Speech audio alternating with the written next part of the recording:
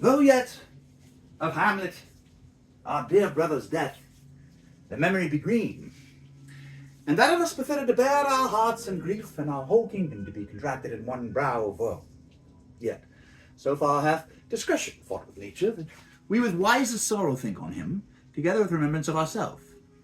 Therefore our sometime sister, now our queen, the imperial jointress of this warlike state, have we, as 'twere, with a defeated joy, with one auspicious and one dropping eye, with mirth and funeral, and with dirge and marriage, in equal scale weighing delight and dole, taken to wife. Nor have we here embarred your better wisdoms, which have freely gone with this affair along, for all our thanks. And now follows that you know, young Fortinbras, holding a weak supposal of our worth, or thinking by our late dear brother's death our state to be disjoint and out of frame, colleagued with the dream of his advantage, hath not failed to pester us, with message importing the surrender of those lands lost by his father with all bonds of laud, or his valiant brother. So much for him. Now for ourselves, and for this time of meeting, thus much the business is. We have here writ to Norway, uncle of young Fortinbras, who, impotent and bedrid, scarcely hears of this his nephew's purpose, to suppress his further gate herein, and that the levies, the lists, and full proportions are all made out of his subject. And we here dispatch you, good Cornelius, and you, Volterman, for bearers of this greeting to all Norway, giving to you no further personal power to business with the king, nor does the scope of these dilated articles allow. Farewell, and let your haste commend your duty. And that in all things will we show our duty. We doubted nothing. Heartily farewell. And now, Laertes, what's the news with you? You told us of some suit. What is Laertes? You cannot speak of reason to the Dane and lose your voice. What wouldst thou beg, Laertes? This shall not be my offer, not thy asking. The head is not more native to the heart, the hand more instrumental to the mouth, than is the throne of Denmark to thy father. What wouldst thou have, Laertes? Dread, my lord, your leave and favour to return to France, from whence though willingly I came to Denmark to show my duty in your coronation, yet now I must confess that duty done, my thoughts and wishes bend again towards France, and bow them to your gracious leave and favour. Pardon. Have you your father's leave? Oh, it says Polonius. He hath, my lord, wrung from me my slow leave by labours and petition, and at last upon his will I sealed my hard consent. I do beseech you, give him leave to go. Take thy fair hour, Laertes, time be thine, and thy best graces spend it at thy will. But now, my cousin Hamlet, and my son, little more than kin and less than kind. How is it that the clouds still hang on you? Not so, my lord, I'm too much in the sun. Good Hamlet, cast thy netted colour off, and let thine eye look like a friend on Denmark. Do not forever with thy veil and lids seek for thy noble father in the dust. Thou knowest 'tis common, all that lives must die, passing through nature to eternity. Ay, madam, it is common. If it be, why seems it so particular with thee? Seems, madam? Nay, it is, I know not seems. 'Tis not alone my inky cloak, good mother, nor customary suits of solemn black, nor windy suspiration of forced breath, no, nor the fruitful river in the eye, nor the dejected haver of the visage, together with all forms, moods, shapes of grief that can denote me truly, these indeed seem, for they are actions that a man might play. But I have that within which passeth show, these but the trappings and suits of woe. 'Tis sweet and commendable in your nature, Hamlet, to give these mourning duties to your father. But you must know your father lost a father. That father lost his. And the survivor bound in filial obligation for some time to do obsequious sorrow, but to persever in obstinate condolement is a course of impious stubbornness. 'Tis a manly grief. It shows a will most incorrect to heaven, a heart unfortified, a mind impatient, an understanding simple and unschooled. For what we know must be, and is as common as any of the most vulgar thing to sense, why should we, in our peevish opposition, take it to heart? Aye, 'tis a fault to nature, a fault to heaven, or if it is a fault to heaven, a fault against the dead, a fault to nature, to reason most absurd, whose common theme is death of fathers, and who still hath cried from the first course till he that died today, this must be so. We pray you, throw to earth this unprevailing woe, and think of us as of a father. For let the world take note, you are the most immediate to our throne, and with no less nobility than that which dearest father bears his son to empire towards you. For your intent in going back to school in Wittenberg, it is most retrograde to our desire, and we beseech you, bend you, to remain here, in the cheer and comfort of our eye, our chiefest courtier, cousin, and our son. Let not thy mother lose her prayers, Hamlet. I pray thee stay with us. Go not to Wittenberg. Shall I know my best to obey you, madam? Why, 'tis a loving and a fair reply. Be as ourself in Denmark. Madam, come. This gentle and unforced the court of Hamlet sits smiling to my heart. In grace whereof no drop in health that Denmark drinks today, but the great cannon to the clouds shall tell it. And the kings rouse the heavens shall brew it again, re-speaking earthly thunder. Come away.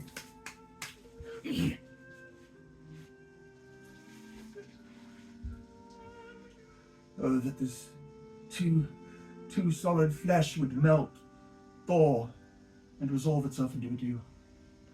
Or that the everlasting had not fixed his cannon against self-slaughter. Oh God, God, how weary, stale, flat, and unprofitable seem to me all the uses of this world. Fiant, fie, 'tis an unweeded garden that grows the seed. Things rank and gross in nature possessive merely. That it should come to this. But 2 months dead, and not so much not two. So excellent a king that was to this, Hyperion to a satyr. So loving to my mother, he might not beteem the winds of heaven visit her face too roughly. Heaven and earth must I remember. Why, she would hang on him, as if increase of appetite had grown by what it fed on, and yet within a month. Let me not think on't. Frailty, thy name is woman. A little month.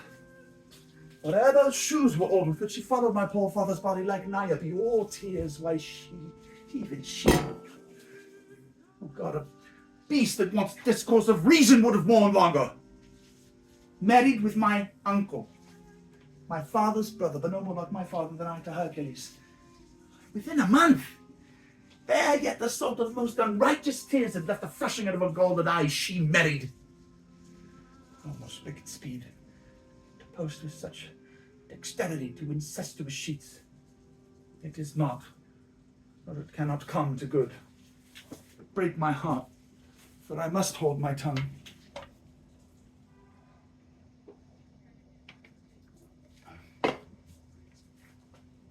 Hail to your lordship. Oh, I am glad to see you well. Horatio. Oh, I do forget myself. The same, my lord, and your poor servant ever. Sir, my good friend. I'll change that name with you. And what make you from Wittenberg, Horatio? Marcellus? My good lord. Bernardo? I'm very glad to see you. Good evening, sir. But what in faith make you from Wittenberg? A truant disposition, good my lord. I would not hear your enemy say so. Nor shall you do my ear that violence to make it trust of your own report against yourself. I know you are no truant. But what is your affair in Elsinore? Well, she did drink deep ere you depart. My lord, I came to see your father's funeral. I pray thee do not mock me, fellow student. I think it was to see my mother's wedding. Indeed, my lord, it followed hard upon. Thrift, Horatio. The funeral baked meats did coldly furnish forth the marriage tables. But I had met my dearest foe in heaven ere ever I had seen that day, Horatio. My father. Methinks I see my father. Oh, where, my lord? In my mind's eye, Horatio. I saw him once. I was a goodly king. I was a man. Take him for all in all, I shall not look upon his like again. My lord, I think I saw him yesterday. Saw? Who? My lord, the king, your father. The king, my father. Seized in admiration for a while with an intent here, till I may deliver upon the witness of these gentlemen this marvel to you. So for God's sake, let me hear.